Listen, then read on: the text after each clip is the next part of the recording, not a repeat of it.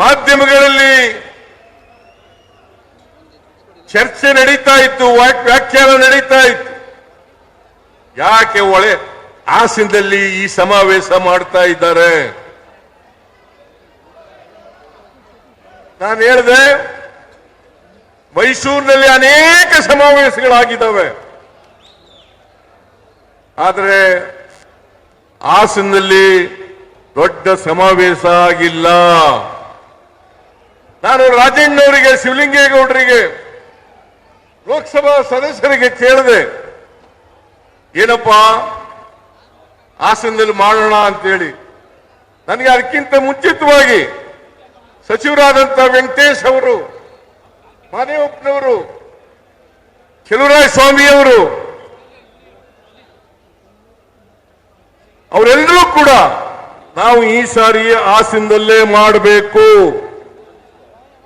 ಮೈಸೂರಿನಲ್ಲಿ ಮಾಡೋದು ಬೇಡ, ಅನೇಕ ಸಮಾವೇಶಗಳನ್ನು ಮಾಡಿದ್ದೇವೆ, ಅದರಿಂದ ಹಾಸನದಲ್ಲಿ ಮಾಡಲೇಬೇಕು ಅಂತೇಳಿ ಅವರು ಸೂಚಿಸಿದ್ರಿಂದ ಇವತ್ತು ಹಾಸನದಲ್ಲಿ ಇಷ್ಟೊಂದು ದೊಡ್ಡ ಮಟ್ಟದ ಸಮಾವೇಶ ನಡೀತಾ ಇದೆ. ನಾನು ಮಾಧ್ಯಮದವರಿಗೆ ಹೇಳ್ತೀನಿ,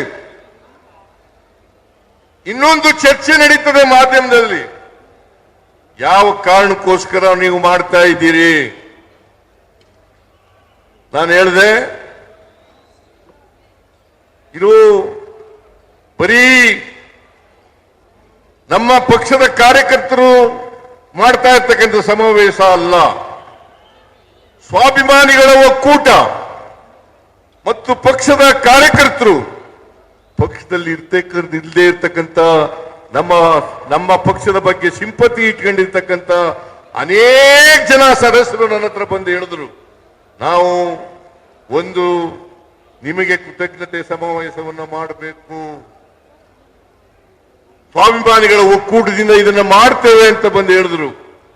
ನಾನು ಹೇಳಿದೆ, ನಾನು ಈ ರಾಜ್ಯದ ಮುಖ್ಯಮಂತ್ರಿ, ನಾವು ಹಾಗೆ ಒಕ್ಕೂಟದಿಂದ ಮಾಡಲಿಕ್ಕೆ ಸಾಧ್ಯ ಆಗಲ್ಲ, ಪಕ್ಷನು ಸೇರಿಸ್ಕೊಂಡು ಮಾಡಬೇಕು ಅಂತ ಹೇಳಿದಾಗ ಅವರು ಒಪ್ಕೊಂಡ್ರು. ಹಾಗಾಗಿ ಇದು ಪ್ರದೇಶ ಕಾಂಗ್ರೆಸ್ ಸಮಿತಿ ಮತ್ತು ಸ್ವಾಭಿಮಾನಿಗಳ ಒಕ್ಕೂಟದ ವತಿಯಿಂದ ನಡೀತಾ ಇರ್ತಕ್ಕಂಥ ಸಮಾವೇಶ. ಇದರಲ್ಲಿ ಕಾಂಗ್ರೆಸ್ ಪಕ್ಷದವರು ಇಲ್ಲದೇ ಹೋದ್ರು, ಕಾಂಗ್ರೆಸ್ ಪಕ್ಷದವರು ಅಲ್ಲದೇ ಇದ್ದವರು ಕೂಡ ಈ ಸಮಾವೇಶದಲ್ಲಿ ಭಾಗಿಯಾಗಿದ್ದಾರೆ. ಅವ್ರಿಗೂ ಕೂಡ ನಾನು ಧನ್ಯವಾದಗಳನ್ನ ಹೇಳಲಿಕ್ಕೆ ಬಯಸ್ತಾ ಇದ್ದೇನೆ.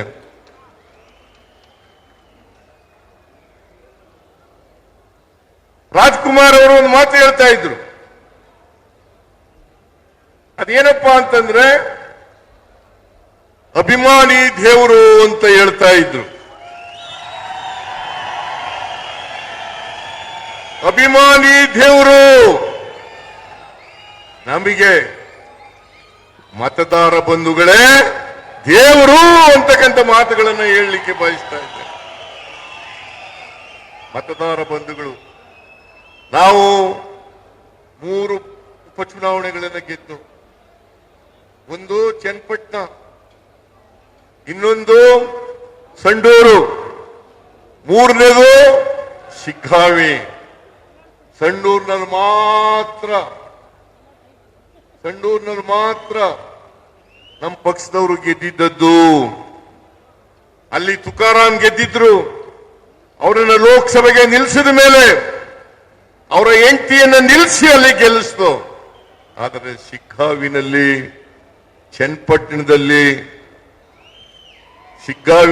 ಚನ್ನಪಟ್ಟಣದಲ್ಲಿ ನಾವು ಗೆದ್ದಿರಲಿಲ್ಲ. ಕಳೆದ ವಿಧಾನಸಭಾ ಚುನಾವಣೆಯಲ್ಲಿ ನಾವು ಗೆದ್ದಿರಲಿಲ್ಲ. ಚನ್ನಪಟ್ಟಣದಲ್ಲಿ ಈ ಜಿಲ್ಲೆಗೆ ಸೇರಿದಂತ ಮಹಾನಾಯಕ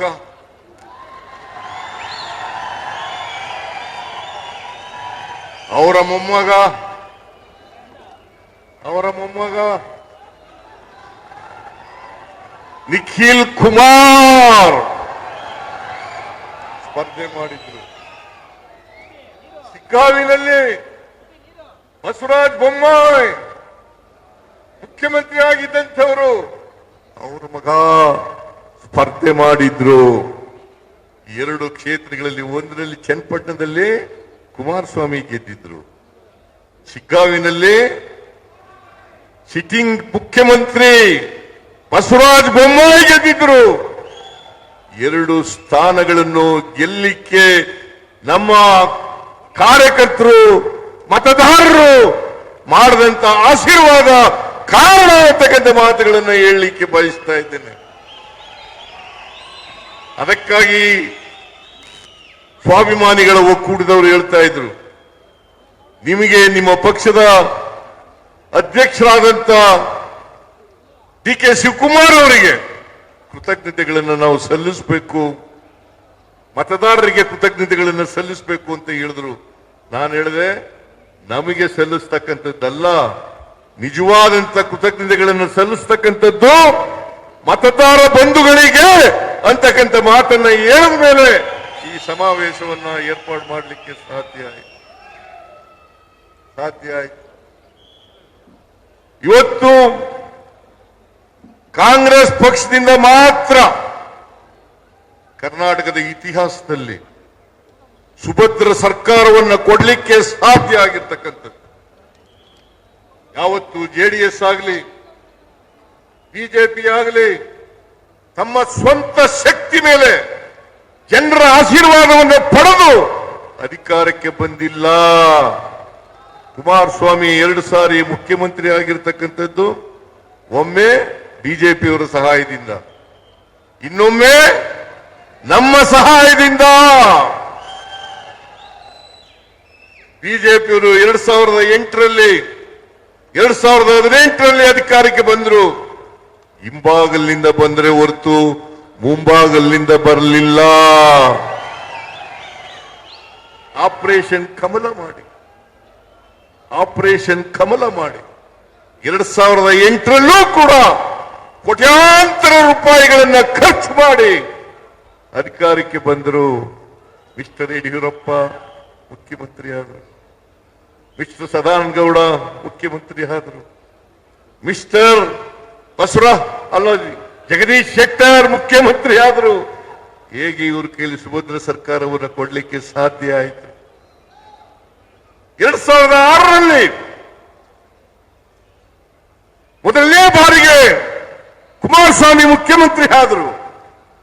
ಆದರೆ ಯಡಿಯೂರಪ್ಪನವರಿಗೆ ಮೋಸ ಮಾಡಿದ್ರು, ಆ ಸರ್ಕಾರ ಉಳ್ಕೊಳ್ಳಿಕ್ಕೆ ಸಾಧ್ಯ ಆಗಲಿಲ್ಲ.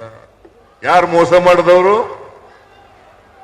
Mister Kumaraswamy, mister Deve Gowda. ಆ ಸರ್ಕಾರ ಉಳ್ಕೊಳ್ಳಿಲ್ಲ.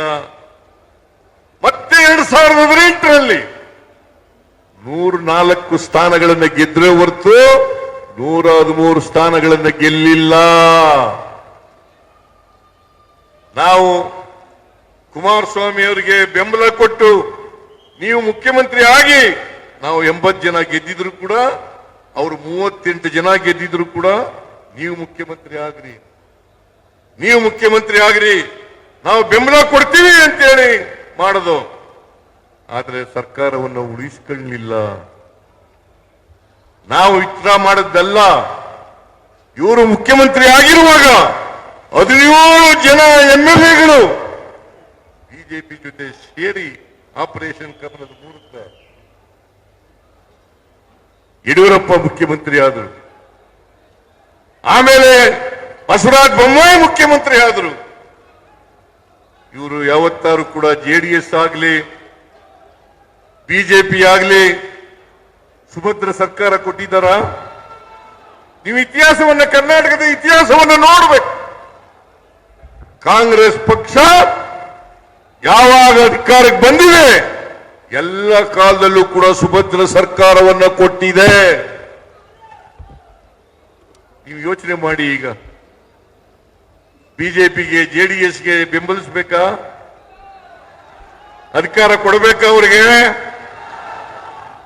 ಕೊಡಬೇಕಾ? ಕೂತ್ಕೊಳ್ರಿ.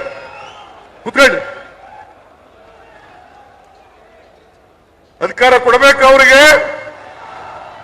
ಇವತ್ತೇನಾದ್ರೂ ಸುಭದ್ರ ಸರ್ಕಾರವನ್ನು ಕೊಡಲಿಕ್ಕೆ ಶಕ್ತಿ ಇರ್ತಕ್ಕಂಥದ್ದು ನಿಮ್ಮೆಲ್ಲರ ಆಶೀರ್ವಾದದಿಂದ ಕಾಂಗ್ರೆಸ್ ಪಕ್ಷಕ್ಕೆ ಹೊರತು ಬೇರೆ ಪಕ್ಷಕ್ಕೆ ಅಲ್ಲ ಅಂತಕ್ಕಂಥದನ್ನ ಹೇಳಲಿಕ್ಕೆ ಬಯಸ್ತಾ ಇದ್ದೇನೆ. ನಾವು 2013ರಿಂದ 2018ರವರೆಗೆ ಇದ್ದೆ. ಅನೇಕ ಅಭಿವೃದ್ಧಿ ಕೆಲಸಗಳನ್ನು ಮಾಡೋದು. ಅವತ್ತು ನಮ್ಮ ಪಕ್ಷದ ವತಿಯಿಂದ 165 ಭರವಸೆಗಳನ್ನು ಕೊಟ್ಟಿದ್ದು. ಆ 165 ಭರವಸೆಗಳಲ್ಲಿ 158 ಭರವಸೆಗಳನ್ನು ಈಡೇರಿಸಿತು ಇದೇ ಭಾರತೀಯ ಜನತಾ ಪಕ್ಷದವರು. 2018ರಲ್ಲಿ 600 ಭರವಸೆಗಳನ್ನು ಕೊಟ್ಟಿದ್ರು. ಅದರಲ್ಲಿ 10% ಭರವಸೆಗಳನ್ನು ಕೂಡ ಈಡೇರಿಸಲಿಕ್ಕೆ ಸಾಧ್ಯ ಆಗಲಿಲ್ಲ. ಕೊಟ್ಟ ಮಾತಿನಂತೆ ನಡ್ಕೊಂಡವರು ಕಾಂಗ್ರೆಸ್ನವರು, ಸುಭದ್ರ ಸರ್ಕಾರವನ್ನು ಕೊಟ್ಟವರು ಕಾಂಗ್ರೆಸ್ನವರು. ಇದನ್ನ ನೀವು ಅರ್ಥ ಮಾಡ್ಕೋಬೇಕಾಗ್ತದೆ. ಅನ್ನಭಾಗ್ಯ, ಕ್ಷೀರಭಾಗ್ಯ, ಕೃಷಿ ಭಾಗ್ಯ, ಇವತ್ತು ಬಹಳ ಮಾತಾಡ್ತಾರೆ. ಬಿಪಿಎಲ್ ಕಾರ್ಡ್ ಬಗ್ಗೆ ಬಹಳ ಮಾತಾಡ್ತಾರೆ. ಭಾರತೀಯ ಜನತಾ ಪಕ್ಷದವರು, ಜೆಡಿಎಸ್ನವರು ಬಿಪಿಎಲ್ ಕಾರ್ಡ್ ಬಗ್ಗೆ ಬಹಳ ಮಾತಾಡ್ತಾರೆ. ರಾಜ್ಯ ಸರ್ಕಾರ ಬಿಪಿಎಲ್ ಕಾರ್ಡ್ ಕೊಟ್ಟಿದ್ದು ವಾಪಸ್ ಕಿತ್ಕೊಂಡ್ಬಿಡ್ತದೆ, ಬಡವರಿಗೆ ಅನ್ನ ಕೊಡ್ತಾ ಇಲ್ಲ ಅಂತಕ್ಕಂಥ ಮಾತನ್ನು ಹೇಳ್ತೀನಿ. ನಾನು ಭಾರತೀಯ ಜನತಾ ಪಕ್ಷದವರಿಗೆ, ಜೆಡಿಎಸ್ನವರಿಗೆ ಒಂದು ಪ್ರಶ್ನೆಯನ್ನು ಕೇಳ್ತೀನಿ. 5 ಕೆಜಿ ಅಕ್ಕಿಯನ್ನು ಫ್ರೀಯಾಗಿ ಕೊಟ್ಟವರು ಯಾರು? ಫುಡ್ ಸೆಕ್ಯೂರಿಟಿ ಆಕ್ಟ್ ಅನ್ನ ಜಾರಿಗೆ ತಂದವರು ಯಾರು? ಬಿಜೆಪಿಯವರ, ಜೆಡಿಎಸ್ನವರ? ಕೂತ್ಕೊಳ್ಳಿ, ಎದ್ದೋಗಿ ಎತ್ತಗೆ.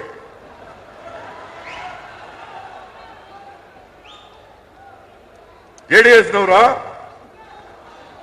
5 ಕೆಜಿ ಅಕ್ಕಿಯನ್ನು ಫ್ರೀಯಾಗಿ ಯಾರೂ ಕೂಡ ಬಡವರು ಹೊಸ್ಕೊಂಡು ಮಲಗಬಾರದು, ಕರ್ನಾಟಕ ರಾಜ್ಯ ಶಿವಮುಕ್ತ ರಾಜ್ಯ ಆಗ್ಬೇಕು ಅಂತೇಳಿ 5 ಕೆಜಿ ಅಕ್ಕಿಯನ್ನು ಫ್ರೀಯಾಗಿ ಕೊಟ್ಟವರು ನಮ್ಮ ಸರ್ಕಾರ, ಬಿಜೆಪಿ ಸರ್ಕಾರ ಅಲ್ಲ. 5ರಿಂದ 7 ಕೆಜಿ ಅಕ್ಕಿಯನ್ನ ಬಡವರಿಗೆ ಕೊಡ್ತಕ್ಕಂಥ ತೀರ್ಮಾನವನ್ನು ಮಾಡಿದವರು ಕಾಂಗ್ರೆಸ್ ಸರ್ಕಾರ. ಮಿಸ್ಟರ್ ಅಶೋಕ, ಮಿಸ್ಟರ್ ಯಡಿಯೂರಪ್ಪ, ಯಾರ್ರೀ ಕೊಟ್ಟವರು? 7 ಕೆಜಿಯಿಂದ 5 ಕೆಜಿ ಮಾಡಿದವರು ಯಾರು? 7 ಕೆಜಿಯಿಂದ 5 ಕೆಜಿ ಮಾಡಿದವರು ಯಾರು? ಬಡವರ ಹೊಟ್ಟೆ ಮೇಲೆ ಹೊಡಿತಕ್ಕಂಥವರು ಬಿಜೆಪಿಯವರು, ಜೆಡಿಎಸ್ನವರೇ ಹೊರತು ಕಾಂಗ್ರೆಸ್ನವರಲ್ಲ. ಇವತ್ತು ನಾವು ಮತ್ತೆ ಅಧಿಕಾರಕ್ಕೆ ಬಂದ ಮೇಲೆ 5 ಕೆಜಿ ಅಕ್ಕಿ ಜೊತೆಗೆ ಯಾರವನು ಹೋರಾಟಗೆ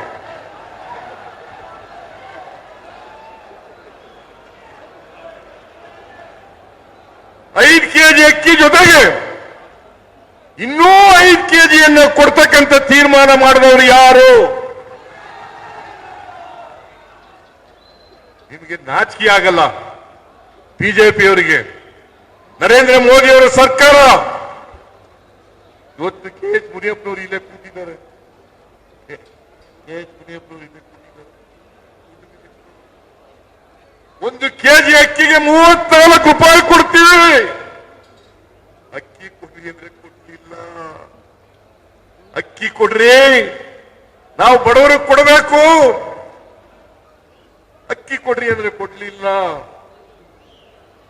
ನಾವು ಅದಕ್ಕೋಸ್ಕರ 5 ಕೆಜಿ ಅಕ್ಕಿಗೆ ಬದಲಾಗಿ ಪ್ರತಿ ಬಿಪಿಎಲ್ ಕಾರ್ಡ್ ಹೋಲ್ಡರ್ಗೆ ತಿಂಗಳಿಗೆ 170 ರೂಪಾಯಿಯನ್ನು ಕೊಡ್ತಾ ಇದ್ದೀವಿ.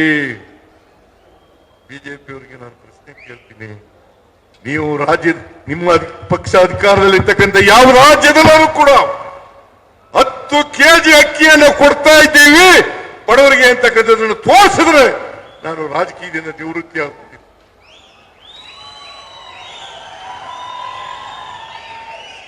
ನಮಗೆ ಹೇಳ್ತೀರಾ ಬಿಜೆಪಿಯವರು?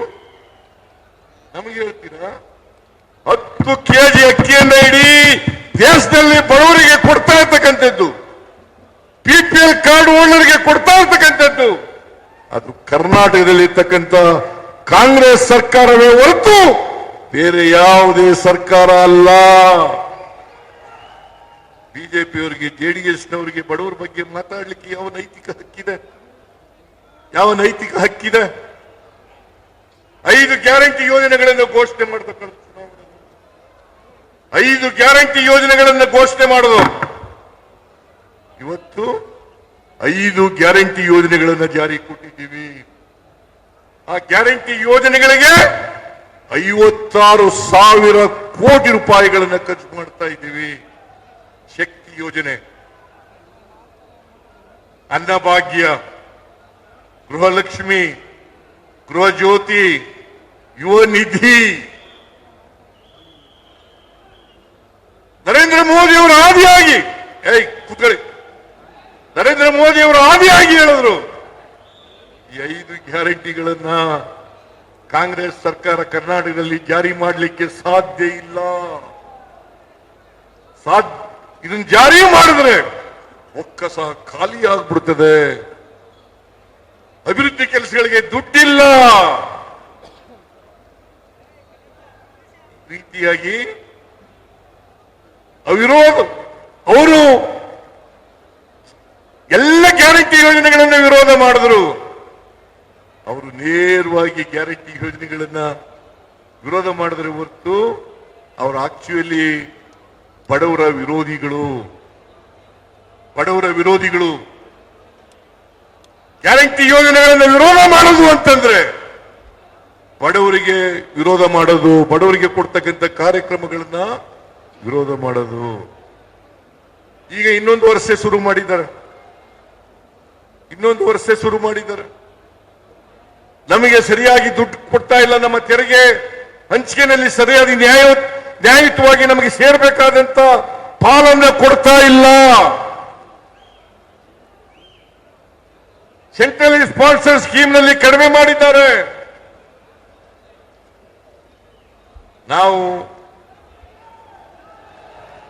ನಾವು ಒಂದು ತಿಂಗಳಿಗೆ 4.5 ಲಕ್ಷ ಕೋಟಿ ತೆರಿಗೆಯನ್ನು ಕೊಡ್ತಾ ಇದ್ದೀವಿ ಕೇಂದ್ರಕ್ಕೆ.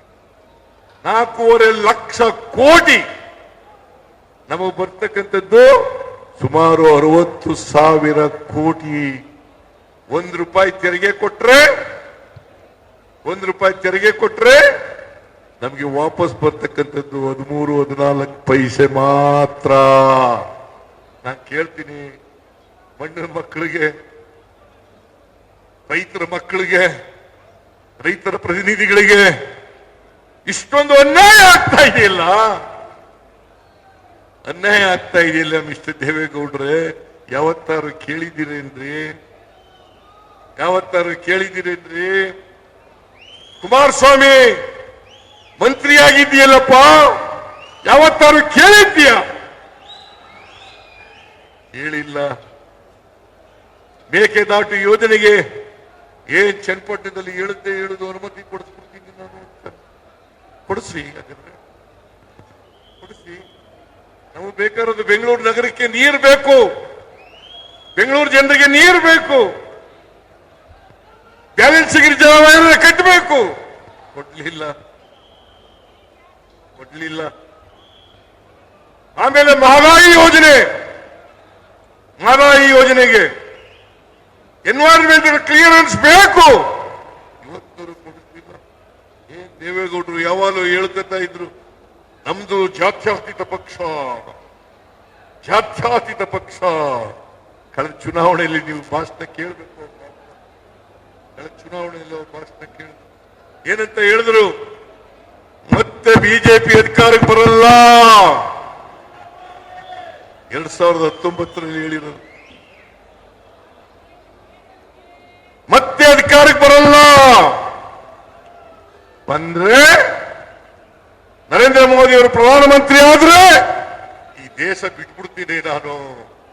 ಮಿಸ್ಟರ್ ದೇವೇಗೌಡ್ರೆ, ದೇಶ ಬಿಡಬೇಡಿ, ಇಲ್ಲೇ ಇರಿ. ದೇಶ ಬಿಡಕ್ ಹೋಗ್ಬೇಡಿ.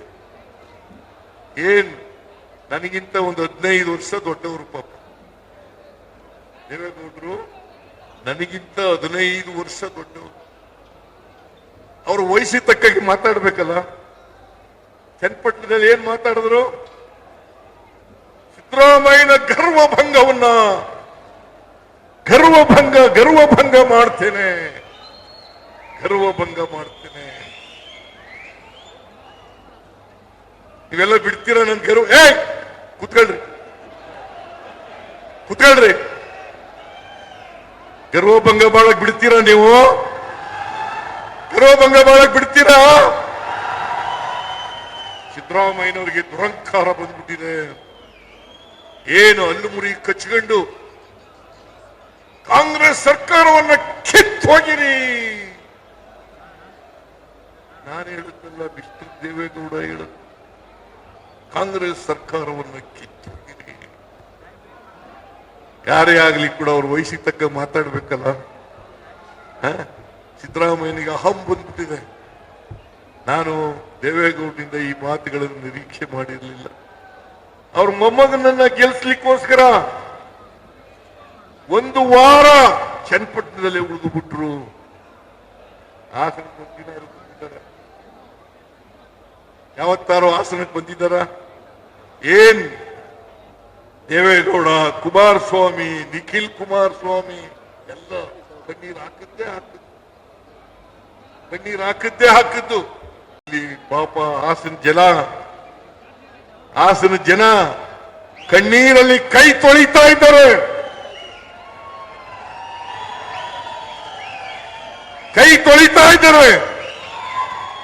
ಎಲ್ಲ ಮಹಿಳೆಯರು ಇವತ್ತು ಆತಂಕದಲ್ಲಿದ್ದಾರೆ.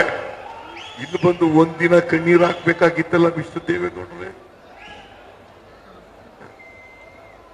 ಇಲ್ಲಿ ಬಂದು ಒಂದಿನ ಹಾಕ್ಬೇಕಾಗಿತ್ತಲ್ಲ? ಏನ್ ಕರ್ನಾಟಕಕ್ಕೆ ಅನ್ಯಾಯ ಆಗ್ಲಿಕ್ಕೆ ಬಿಡಲ್ಲ. ಇವತ್ತು ನಬಾರ್ಡ್ ಹೋದ ವರ್ಷ ರೈತರ ಮಗ ಅಂತ ಹೇಳ್ತಿದ್ದೀನಿ. ಹೋದ ವರ್ಷ 5,600 ಕೋಟಿ ರೂಪಾಯಿಗಳನ್ನ ನಬಾರ್ಡ್ ರೀಫೈನಾನ್ಸ್ ಮಾಡಿತ್ತು ಕರ್ನಾಟಕದ ರೈತರಿಗೆ. ಈ ವರ್ಷ ಅದು 2,340 ಕೋಟಿ ರೂಪಾಯಿ ಆಗಿದೆ. ಮಣ್ಣಿನ ಮಗ, ರೈತರ ಮಗ ಕುಮಾರಸ್ವಾಮಿ ಕಣ್ಣೀರು ಹಾಕ್ತಾ ಇದ್ದೀರಲ್ಲಪ್ಪ. ಇದು ರೈತರಿಗೋಸ್ಕರ ಕಣ್ಣೀರು ಹಾಕ್ಬೇಕೋ ಬೇಡ? ರೈತರಿಗೋಸ್ಕರ ಕಣ್ಣೀರು ಹಾಕ್ಬೇಕೋ ಬೇಡ? ಒಂದು ದಿನ ಕಣ್ಣೀರು ಹಾಕ್ಲಿಲ್ಲ, ಒಂದಿನ ಕೇಳಲಿಲ್ಲ, ಪಾರ್ಲಿಮೆಂಟ್ ನಲ್ಲಿ ಮಾತಾಡಲಿಲ್ಲ. ನಾನು ಬಿಜೆಪಿ ಎಂಪಿಗಳಿಗೆ ಕೇಳ್ತೀನಿ, ಬಿಜೆಪಿ ಎಂಪಿಗಳೇ, ನೀವು ಕೋಲ ಬಸವನಂತೆ ತಲೆ ಅಳ್ಳಾಡ್ಸೋದು ಬಿಟ್ಟುಬಿಡಿ. ಇನ್ಮೇಲೆ ಕರ್ನಾಟಕಕ್ಕೆ ಅನ್ಯಾಯ ಆದಾಗ, ಅನ್ಯಾಯ ಆಗ್ತಾ ಇದೆ ಬಿಜೆಪಿ ಸರ್ಕಾರದಿಂದ ಅಂತೇಳಿ ಎದ್ದು ನಿಲ್ತಕ್ಕಂಥ ಕೆಲಸವನ್ನ ನೀವು ಮಾಡಬೇಕಾಗ್ತದೆ. ಕರ್ನಾಟಕದ ಪರವಾಗಿ ಧ್ವನಿ ಎತ್ತಕ್ಕಂಥ ಕೆಲಸವನ್ನು ಮಾಡಬೇಕಾಗ್ತದೆ. ನೀವು ಮಾಡಲಿಲ್ಲ ಅಂತಂದ್ರೆ ಕರ್ನಾಟಕಕ್ಕೆ ಅನ್ಯಾಯ ಆಗ್ತದೆ. ಇವತ್ತು 58% ಕಳೆದ ವರ್ಷಕ್ಕೆ ಹೋಲಿಕೆ ಮಾಡಿದ್ರೆ ಈ ವರ್ಷ ನಬಾರ್ಡ್ನಿಂದ ನಾವು ಬರ್ತಕ್ಕಂಥ ಹಣ 58% ಕಡಿಮೆ ಆಯ್ತು. 58% ಕಡಿಮೆ ಆಯ್ತು. 4.5%ಗೆ ನಬಾರ್ಡ್ ಕೊಡ್ತದೆ. ನಾವು ರೈತರಿಗೆ 5 ಲಕ್ಷದವರೆಗೆ ಶಾರ್ಟ್ ಟರ್ಮ್ ಲೋನ್ಗೆ 0% ಇಂಟ್ರೆಸ್ಟ್, 4% ತಕೊಂಡು 0% ಇಂಟ್ರೆಸ್ಟ್ ಕೊಡ್ತಾ ಇದ್ದೀವಿ. 5 ರಿಂದ 15 ಲಕ್ಷದವರೆಗೆ, 5 ರಿಂದ 15 ಲಕ್ಷದವರೆಗೆ ಕೇವಲ 3% ಬಡ್ಡಿಯನ್ನು ವಸೂಲು ಮಾಡ್ತಾ ಇದ್ದೀವಿ. ನೀವು ದುಡ್ಡು ಕೊಡದೆ ಹೋದ್ರೆ, ನಬಾರ್ಡ್ ಅವರು ದುಡ್ಡು ಕೊಡದೆ ಹೋದ್ರೆ, ನಬಾರ್ಡ್ ಬರೋದು ಯಾರ ಅಧೀನದಲ್ಲಿ? ಕೇಂದ್ರ ಸರ್ಕಾರದ ಹಣಕಾಸಿನ ಮಂತ್ರಿ ನಿರ್ಮಲಾ ಸೀತಾರಾಮನ್, ನಾನು ಹೋಗಿ ಅವರನ್ನು ಭೇಟಿ ಮಾಡಿದೆ, ಪ್ರಧಾನಮಂತ್ರಿಗಳನ್ನು ಭೇಟಿ ಮಾಡಿದೆ, ಮನವಿಯನ್ನು ಕೊಟ್ಟಿದ್ದೇನೆ. ನಬಾರ್ಡ್ನವ್ರಿಗೆ ಹೇಳಿ, RBIನವ್ರಿಗೆ ಹೇಳಿ, ನಮಗೆ ಕೊಡಿಸ್ಕೊಡಿ. 5,600 ಕೋಟಿ ರೂಪಾಯಿ ಕನಿಷ್ಠ, ನಾವು ಇನ್ನೂ ಹೆಚ್ಚಾಗಿ ಕೇಳಿದ್ದೀವಿ. 5,600 ಕೋಟಿನಾದ್ರು ಕೂಡ ಹೋದ್ ಸಾರಿ ಕೊಟ್ಟಿದ್ದಂತ ಹಣವನ್ನಾದ್ರೂ ಕೊಡಿಸಿ. ಕೊಡ್ಲಿಲ್ಲ. ದೇವೇಗೌಡರು ಇವತ್ತವರಿಗೆ ಬಾಯಿ ಬಿಟ್ಟಿಲ್ಲ. ಇದು ರೈತರಿಗೆ ಮಾಡ್ತಕ್ಕಂಥದ್ದು ಅನ್ಯಾಯ ಅಲ್ವಾ? ರೈತರಿಗೆ ಮಾಡ್ತಕ್ಕಂಥ ದ್ರೋಹ ಅಲ್ವಾ? ಇದನ್ನ ಕೇಳಿದ್ರೆ ನಾವು ಭಾರತೀಯ ಜನತಾ ಪಕ್ಷಕ್ಕೆ ಅಟ್ಯಾಕ್ ಮಾಡ್ತೀವಿ, JDSಗೆ ಅಟ್ಯಾಕ್ ಮಾಡ್ತೀವಿ. ಸಿದ್ದರಾಮಯ್ಯ ವಿನಾಕಾರಣ ಬಿಜೆಪಿಗೆ JDSಗೆ ಟೀಕೆ ಮಾಡ್ತಾರೆ.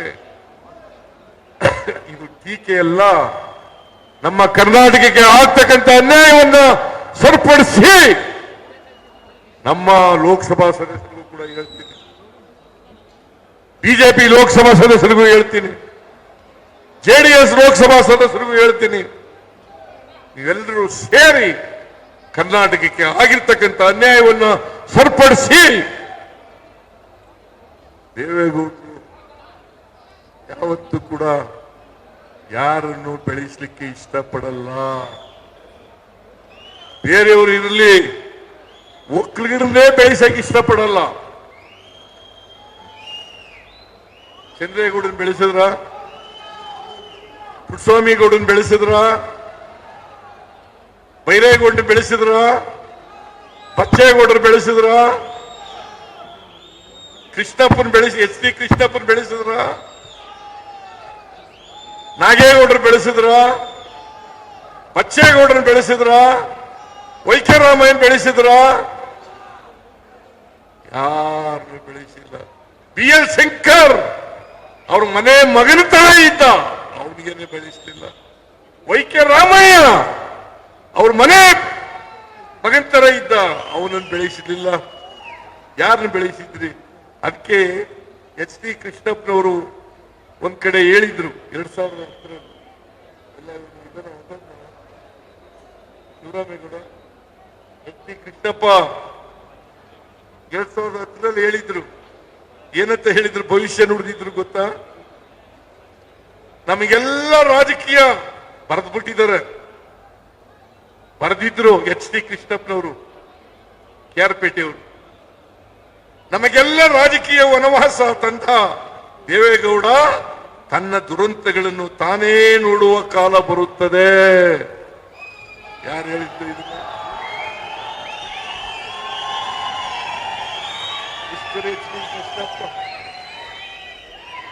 ಮಿಸ್ಟರ್ HD ಕೃಷ್ಣಪ್ಪ ಈಗ ಅವರು ಕಾಲವಾಗಿದ್ದಾರೆ. Senior leader, Vokkaliga leader. ನಾನು ಹೇಳಿದ್ರೆ ಸಿದ್ದರಾಮಯ್ಯ ಒಕ್ಕಲಿಗರ ವಿರುದ್ಧ ಮಾತಾಡ್ಬಿಟ್ಟ ಅಂತೇಳಿ ಎತ್ತು ಕಟ್ಟಿದ್ದಾರೆ. ಆದ್ರೆ HD ಕೃಷ್ಣಪ್ಪ ಹೇಳಿರೋದು ಇದು. ಅವರು ಪಕ್ಕಾ ಒಕ್ಕಲಿಗ. ಅವ್ರು ಹೇಳಿರೋದು, ದೇವೇಗೌಡ್ರೆ ನೀವು ಯಾರನ್ನು ಬೆಳೆಸಿದ್ದೀರಿ ಹೇಳಿಯಪ್ಪ, ಯಾರನ್ನು ಬೆಳೆಸಿದ್ದೀರಿ ಹೇಳಿ. ಅದಕ್ಕೆ ನಾನು ಹೇಳಿದೆ, ಚನ್ನಪಟ್ಟಣದಲ್ಲಿ ಹೇಳಿದೆ, ದೇವೇಗೌಡ ಯಾವಾಗಲೂ ಹೇಳ್ತಾರೆ ಸಿದ್ದರಾಮಯ್ಯನನ್ನು ನಾನು ಹಣಕಾಸಿನ ಮಂತ್ರಿ ಮಾಡಿದೆ, ಹಾಗಾಗಿ ಅವ್ರು ಬೆಳಕಂಡ್ರು. ನಾನು ಕೇಳ್ತೀನಿ ಮಿಸ್ಟರ್ ದೇವೇಗೌಡ್ರೆ, ನಾನು ಜಾಲಪ್ನವರು ಇಲ್ಲೇ ಹೋಗಿದ್ರೆ 1994ರಲ್ಲಿ ನೀವು ಮುಖ್ಯಮಂತ್ರಿ ಆಗ್ಲಿಕ್ಕೆ ಸಾಧ್ಯನೇ ಇರ್ಲಿಲ್ಲ ಅಂತಕ್ಕಂಥ ಮಾತುಗಳನ್ನ ಹೇಳ್ಬೇಕಾಗ್ತದೆ. ಮತ್ತೆ ಯಾವತ್ತಾರು ಹೇಳ್ಬೇಕಲ್ಲ. ನಾನು ಜಾಲಪ್ನವರು ಇಲ್ಲದೆ ಹೋಗಿದ್ರೆ 1994ರಲ್ಲಿ ಮುಖ್ಯಮಂತ್ರಿ ಆಗ್ಲಿಕ್ಕೆ ಸಾಧ್ಯ ಆಗ್ತಾ ಇಲ್ಲ. ನಾನು ಜಾಲಪ್ನವರು ಇವ್ರ ಜೊತೆ ನಿಂತದ್ರಿಂದ ರಾಮಕೃಷ್ಣ ಹೆಗ್ಡೆಯವರು ಮುಖ್ಯಮಂತ್ರಿ ಆಗ್ಬಿಡ್ತಿದ್ರು ಇಲ್ಲದೆ ಹೋಗಿದ್ರೆ. ರಾಮಕೃಷ್ಣ ಹೆಗ್ಡೆಯವರನ್ನು ತಪ್ಪಿಸಿ ಇವರನ್ನು ಮುಖ್ಯಮಂತ್ರಿ ಮಾಡಿದ್ರು. ಸಿದ್ದರಾಮಯ್ಯನ ಬೆಳೆಸಿದೆ, ಹಣಕಾಸಿನ ಮಂತ್ರಿ ಮಾಡಿದೆ.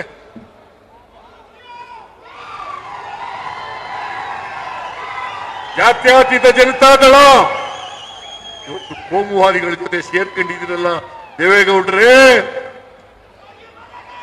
ಜಾತ್ಯತೀತ ಜನತಾದಳ ಅಂತ ನಾನು, ದೇವೇಗೌಡರು, ಲಕ್ಷ್ಮೀ ಸಾಗರ್, ಎಕೆ ಸುಬ್ಬಯ್ಯ, ವೆಂಕಟೇಶ್, ಮಹದೇವಪ್ಪ, ಸತೀಶ್ ಜಾರಕಿಹೊಳಿ ಅವರಿಲ್ಲ. ಸತೀಶ್ ಜಾರಕಿಹೊಳಿ ಓದ್ನ, ಸತೀಶ್ ಜಾರಕಿಹೊಳಿ, BR ಪಾಟೀಲ್, ನಾವೆಲ್ಲ ಸೇರಿ ಜಾತ್ಯತೀತ ಜನತಾದಳವನ್ನು ಕಟ್ಟಿದೋ. ನನ್ನನ್ನೇ ಎಕ್ಸ್ಪೆಲ್ ಮಾಡಬೇಕು ಪಾರ್ಟಿಯಿಂದ. ಅಹಿಂದ ಸಮಾವೇಶ ಮಾಡಿದೆ ಅನ್ನೋ ಒಂದೇ ಒಂದು ಕಾರಣಕ್ಕೆ ಹುಬ್ಬಳ್ಳಿನಲ್ಲಿ ನನ್ನನ್ನ ಪಕ್ಷದಿಂದ ಎಕ್ಸ್ಪೆಲ್ ಮಾಡಿಬಿಟ್ರು. ಮಾಧ್ಯಮದವರಿಗೆ ನಾನು ಮನವಿ ಮಾಡ್ಕೊಳ್ತೇನೆ, ದಯಮಾಡಿ ನಾನು ಪಕ್ಷ ಬಿಡ್ಲಿಲ್ಲ, ನನ್ನನ್ನ ಎಕ್ಸ್ಪೆಲ್ ಮಾಡಿದ್ರು, ಪಕ್ಷದಿಂದ ಎಕ್ಸ್ಪೆಲ್ ಮಾಡಿದ್ರು. ದೇವೇಗೌಡರು ನಾನು ಬೆಳೆಸಲಿಲ್ಲ, ದೇವೇಗೌಡರನ್ನ ಮುಖ್ಯಮಂತ್ರಿ ಮಾಡಿದವರು ನಾವು.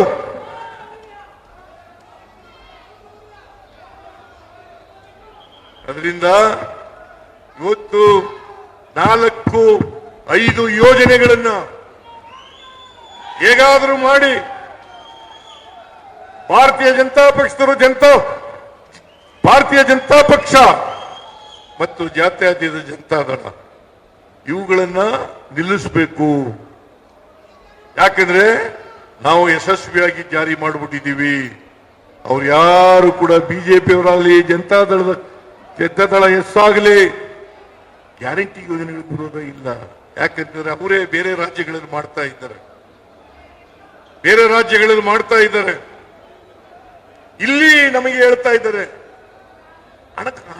ಹಣಕ್ಕೆ ತೊಂದರೆ ಆಗ್ಬಿಟ್ಟದೆ, ಅಭಿವೃದ್ಧಿ ಕೆಲಸಗಳಿಗೆ ತೊಂದರೆ ಆಗ್ಬಿಟ್ಟಿದೆ. ನಾನು ಹೇಳ್ತೀನಿ, ಈ ರಾಜ್ಯದ ಆಯವ್ಯಯ 3,71,000 ಕೋಟಿ, 3,71,000 ಕೋಟಿ. ಅದರಲ್ಲಿ 1,20,000 ಕೋಟಿ ರೂಪಾಯಿಗಳನ್ನ ಅಭಿವೃದ್ಧಿಗೋಸ್ಕರ ಇಟ್ಟಿದ್ದೇವೆ. 56,000 ಕೋಟಿ ಗ್ಯಾರಂಟಿ ಯೋಜನೆಗಳಿಗೆ ಖರ್ಚು ಮಾಡ್ತೀವಿ. ಇನ್ನು 64,000 ಕೋಟಿ ಅಭಿವೃದ್ಧಿ ಕೆಲಸಗಳಿಗೆ ಖರ್ಚು ಮಾಡ್ತೀವಿ.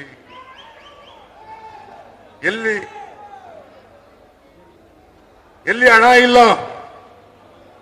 ಇವರು ನೆಪ, ಹಣ ಇಲ್ಲ. ಕೇಂದ್ರದಿಂದ ನಮ್ಮ ತೆರಿಗೆಯನ್ನು ಕೊಡತಕ್ಕಂಥದ್ರಲ್ಲಿ ಅನ್ಯಾಯ, ಕೇಂದ್ರ ಪುರಸ್ಕೃತ ಯೋಜನೆಗಳಲ್ಲಿ ಅನ್ಯಾಯ, ನಬಾರ್ಡ್ನಲ್ಲಿ ಅನ್ಯಾಯ. ಆ ಮೂಲಕ ಗ್ಯಾರಂಟಿ ಯೋಜನೆಗಳನ್ನು ಜಾರಿ ಕೊಡಬಾರದು. ಯಾಕಂತಂದ್ರೆ ನಾವು ಬಡವರಿಗೆ ಆರ್ಥಿಕವಾಗಿ ಸಾಮಾಜಿಕವಾಗಿ ಶಕ್ತಿಯನ್ನು ತುಂಬಿದ್ರೆ ಬಡವರು ಇವ್ರ ಮಾತು ಕೇಳಲ್ಲ. ಬಡವರು ಯಾರು ಇವ್ರ ಮಾತು ಕೇಳಲ್ಲ. ನಾನು ಅದಕ್ಕೆ ಹೇಳಿದ್ದೀನಿ, ಯಾವ ಕಾರಣಕ್ಕೂ ಕೂಡ ಗ್ಯಾರಂಟಿ ಯೋಜನೆಗಳನ್ನು ನಿಲ್ಲಿಸಲ್ಲ.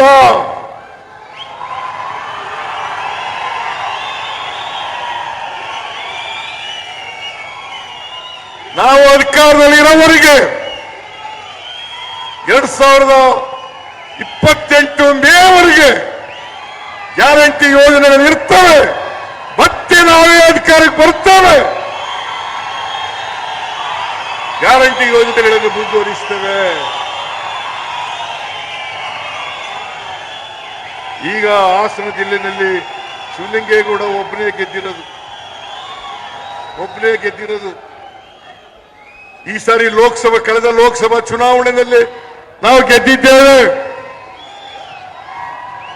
ನನಗನ್ಸುತ್ತೆ ಹಾಸನ ಜಿಲ್ಲೆಯಲ್ಲಿ 7 ವಿಧಾನಸಭಾ ಕ್ಷೇತ್ರಗಳಿದ್ದಾವೆ. 7 ವಿಧಾನಸಭಾ ಕ್ಷೇತ್ರಗಳಲ್ಲಿಯೂ ಕೂಡ ಮುಂದಿನ ವಿಧಾನಸಭಾ ಚುನಾವಣೆಯಲ್ಲಿ ಗೆದ್ದೇ ಗೆಲ್ತೀವಿ ಅಂತಕ್ಕಂಥ ಮಾತುಗಳನ್ನು ಹೇಳಲಿಕ್ಕೆ ಬಯಸ್ತಾ ಇದ್ದೇನೆ. ನಿಮ್ ಕಾಲ ಮುಗೀತು ದೇವೇಗೌಡ್ರೆ, ನಿಮ್ ಕಾಲ ಮುಗೀತು. ನಾನು ಕೊನೆ ಉಸಿರಿನವರೆಗೂ ರಾಜಕೀಯ ಮಾಡ್ತೀವಿ ಅಂತ ಮಾಡಿ ಪಾಪ, ನಂದೇನ್ ತಕರಾರಿಲ್ಲ. ಒಳ್ಳೆ ಆರೋಗ್ಯ ಕೊಡ್ಲಿ ಅವರಿಗೆ, ರಾಜಕೀಯ ಮಾಡಿ ಕೊನೆಯವರಿಗೆ. ಆದರೆ ಈ ದ್ವೇಷದ ರಾಜಕಾರಣವನ್ನ ಮಾಡಬೇಡಿ, ದ್ವೇಷದ ರಾಜಕಾರಣವನ್ನ ಮಾಡಬೇಡಿ, ಹಗೆತನದ ರಾಜಕಾರಣವನ್ನ ಮಾಡಬೇಡಿ.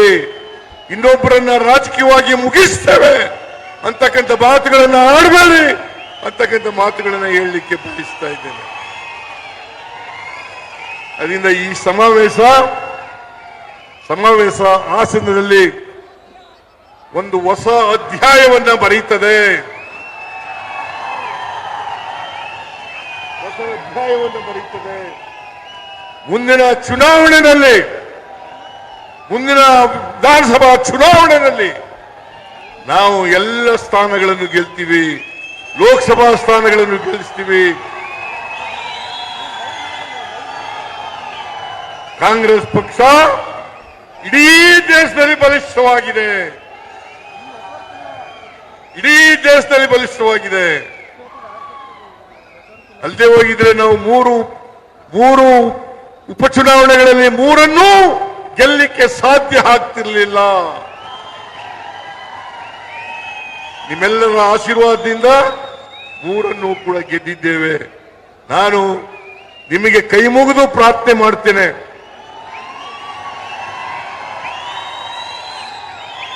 ಕಾಂಗ್ರೆಸ್ ಪಕ್ಷ ಮಾತ್ರ ಬಡವರ ಪರವಾಗಿರ್ತಕ್ಕಂಥದ್ದು, ಹಿಂದುಳಿದವರ ಪರವಾಗಿರ್ತಕ್ಕಂಥದ್ದು, ದಲಿತರ ಪರವಾಗಿರ್ತಕ್ಕಂಥದ್ದು, ಮಹಿಳೆಯರ ಪರವಾಗಿರ್ತಕ್ಕಂಥದ್ದು, ರೈತರ ಪರವಾಗಿರ್ತಕ್ಕಂಥದ್ದು, ಆದಿವಾಸಿಗಳ ಪರವಾಗಿರ್ತಕ್ಕಂಥದ್ದು, ಮತ್ತೆ ಕಾರ್ಮಿಕರ ಪರವಾಗಿರ್ತಕ್ಕಂಥದ್ದು, ಸಾಮಾಜಿಕ ನ್ಯಾಯದಲ್ಲಿ ನಂಬಿಕೆ ಇಟ್ಕೊಂಡಿರ್ತಕ್ಕಂಥ ಪಕ್ಷ ಕಾಂಗ್ರೆಸ್ ಪಕ್ಷ. ಯಾವತ್ತೂ ಕೂಡ ಬಿಜೆಪಿ ಆಗಲಿ ಜೆಡಿಎಸ್ ಆಗಲಿ ಸಾಮಾಜಿಕ ನ್ಯಾಯದಲ್ಲಿ ನಂಬಿಕೆ ಇಲ್ಲ. ಅದರಿಂದ ಬಿಜೆಪಿ ಜೆಡಿಎಸ್ನವರ ಮಾತುಗಳನ್ನ ಕೇಳಕ್ ಹೋಗ್ಬಿಡಿ, ದಾರಿ ತಪ್ಪಿಸ್ತಕ್ಕಂಥ ಕೆಲಸವನ್ನ ಮಾಡ್ತಾರೆ, ದಾರಿ ತಪ್ಪಿಸ್ತಕ್ಕಂಥ ಕೆಲಸವನ್ನ ಮಾಡ್ತಾರೆ. ನನಗೆ ವಿಶ್ವಾಸ ಇದೆ, ಬಡವರು, ದಲಿತರು, ಹಿಂದುಳಿದವರು, ಅಲ್ಪಸಂಖ್ಯಾತರು, ರೈತರು, ಮಹಿಳೆಯರು ಎಲ್ಲರೂ ಕೂಡ ಬಿಜೆಪಿ ಬಗ್ಗೆ ಜೆಡಿಎಸ್ ಬಗ್ಗೆ ಅರ್ಥ ಮಾಡ್ಕೊಂಡಿದ್ದಾರೆ. ಬಿಜೆಪಿ ಯಾವತ್ತೂ ಕೂಡ ಬಡವರ ಪರವಾಗಿರ್ತಕ್ಕಂಥ ಪಕ್ಷ ಅಲ್ಲ, ಜೆಡಿಎಸ್ ಬಡವರ ಪರವಾಗಿರ್ತಕ್ಕಂಥ ಪಕ್ಷ ಅಲ್ಲ. ದೇವೇಗೌಡರಿಗೆ ಕೊನೆ ಮಾತು ಹೇಳ್ತೀನಿ, ನೀವು ಕೋಮುವಾದಿಗಳ ಜೊತೆ ಸೇರ್ಕೊಂಡು ಜಾತ್ಯತೀತ ಜನತಾದಳ ಜಾತ್ಯತೀತ ಅಂತ ಇಟ್ಕೊಳ್ಳಿಕ್ಕೆ ಯಾವುದೇ ನೈತಿಕ ಹಕ್ಕಿಲ್ಲ ನಿಮಗೆ ಅಂತಕ್ಕಂಥ ಮಾತುಗಳನ್ನ ಹೇಳಿ ಇವತ್ತು ಇಷ್ಟೊಂದು ದೊಡ್ಡ ಸಂಖ್ಯೆಯಲ್ಲಿ ಬಂದಿರತಕ್ಕಂಥ ಎಲ್ಲ ಜನರಿಗೆ ಕೃತಜ್ಞತೆಗಳನ್ನು ಹೇಳಿ ನನ್ನ ಮಾತನ್ನು ಮುಗಿಸ್ತೇನೆ. ಜೈ ಹಿಂದ್, ಜೈ ಕರ್ನಾಟಕ, ಜೈ ಕಾಂಗ್ರೆಸ್.